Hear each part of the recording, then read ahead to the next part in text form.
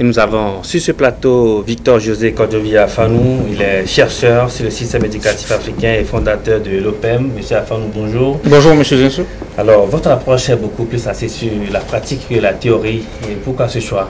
Tout à fait. Nous sommes axés beaucoup plus sur la pratique. Il faut reconnaître que l'enseignement des sciences en Afrique, l'enseignement en général, et l'enseignement des sciences en particulier en Afrique est très théorique en fait.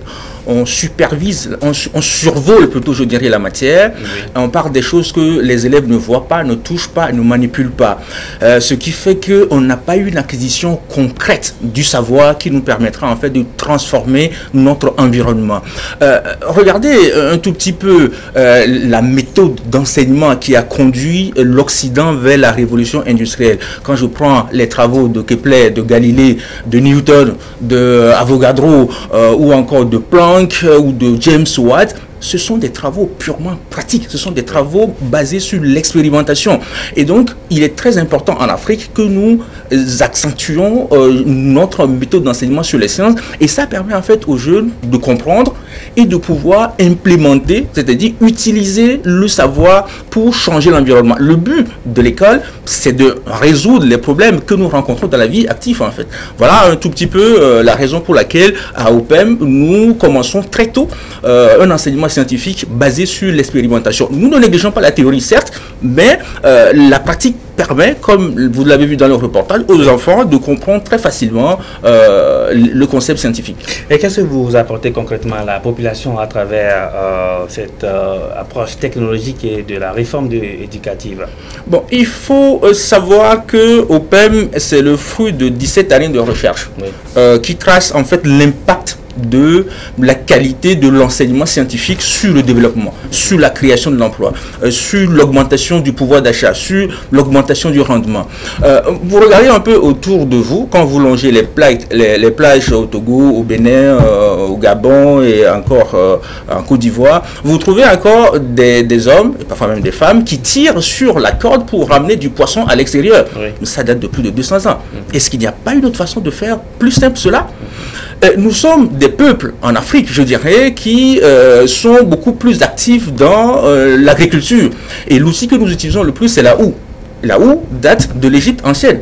Il n'y a pas une autre façon de trouver un autre outil pour pouvoir augmenter les surfaces cultivables et réduire la fatigue, augmenter le rendement.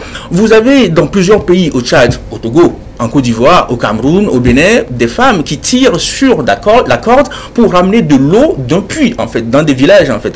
Est-ce que sans électricité, est-il impossible que je développe un projet pour faire sortir de l'eau en surface? Voilà les orientations, voilà nos besoins, voilà nos projets. Donc, le concept OPEM, c'est de pouvoir donner la qualité d'enseignement pour pouvoir résoudre, en fait, ces problèmes. Nous travaillons beaucoup avec l'INSEE, nous collaborons avec l'INSEE, les jeunes étudiants qui vont sortir et qui deviendront les enseignants du demain.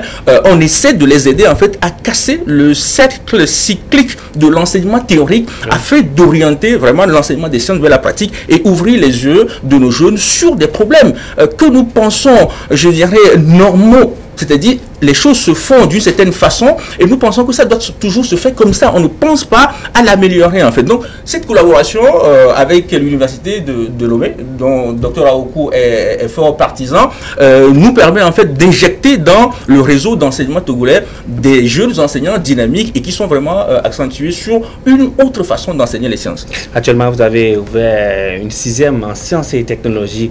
L'année prochaine, vous prévoyez d'ouvrir une classe de 5e. Un élève qui est en 6e dans une autre école peut venir directement s'inscrire en 5e chez vous? C'est une bonne question. Beaucoup de parents nous ont posé la question parce que ils nous disaient qu'ils ne savaient pas qu'on ouvrait une 6e sciences et technologies. Et ils ont apprécié ce que les enfants, vous l'avez vu dans le reportage, ils font. Et donc ils ont demandé, pour les enfants qui sont déjà en 6e, est-ce qu'ils peuvent s'inscrire en 5e chez nous? Théoriquement, c'est pratiquement impossible parce que les enfants que vous voyez, après 3 mois de cours, ils arrivent à programmer, ils arrivent à dessiner en AutoCAD, ils arrivent en fait à faire un câblage de LED, un démarrage de moteur. C'est quand même assez important. Et jusqu'à la fin de l'année, ces enfants seront vraiment des enfants qui auront des compétences réelles en sciences. Cependant, à OPEM, je ne veux pas fermer la porte. Donc, les élèves qui sont actuellement en 6e dans une autre école et qui souhaitent faire une 5e sciences et technologies, il y a cette possibilité. Oui. La possibilité, c'est de pouvoir s'inscrire très tôt parce qu'il y aura une étude de dossier. Il faut que l'élève soit un bon élève déjà en 6e et qu'il passe en 5e avec de très bonnes notes en fait. En plus de cela, on va mettre en place une période de 4 voire 5 semaines, un cours intensif qui va lui permettre en fait de faire beaucoup de laboratoires. Ce n'est pas, je dirais, donner de la matière, je dirais, rébarbative à l'enfant, mais je dirais avec des jeux, avec une façon d'enseignement assez pratique et assez ludique, il va arriver en fait à faire beaucoup de manipulations en laboratoire, en informatique, et qui lui permettra en fait d'être un peu au niveau de ceux qui seront avec lui en 5e. Et nous estimons que jusqu'à la fin de l'année de la 5e, ces jeunes élèves vont fondamentalement avoir le même niveau d'évolution. Et quelle est la pédagogie que vous mettez en place pour permettre à ces élèves de mieux comprendre les concepts? Voilà, donc dans le projet que nous mettons en place, c'est un projet quand même assez gigantesque qui a commencé juste avec la phase, je dirais, académique. On fonctionne avec la pédagogie du projet, comme un élève l'a dit. La pédagogie du projet consiste en fait à réaliser des projets.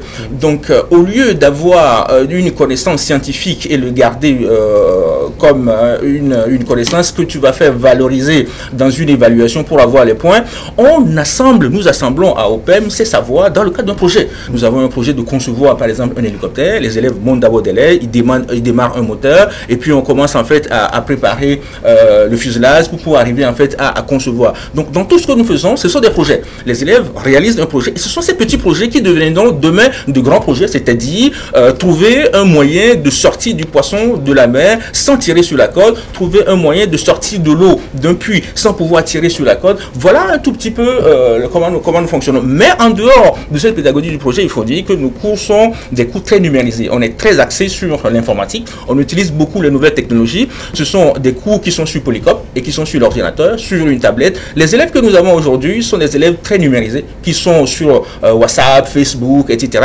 Donc nous mettons, we bring the knowledge on the screen. Donc on essaie de ramener la connaissance sur l'écran pour que l'élève qui se déplace avec son téléphone ou sa tablette ou son ordinateur, il a le cours avec lui. Voilà. Donc OPEM est une structure qui est entre Baguida, Paris et Bruxelles. Oui. Et on développe vraiment cette façon d'enseigner pour donner le maximum à ces élèves. Merci beaucoup, M. Victor José Cordevi Afanou, d'être passé sur le plateau. Je rappelle que vous êtes chercheur sur le système éducatif africain et fondateur de l'OPEM. À la prochaine. Scolaire ou assurance maladie.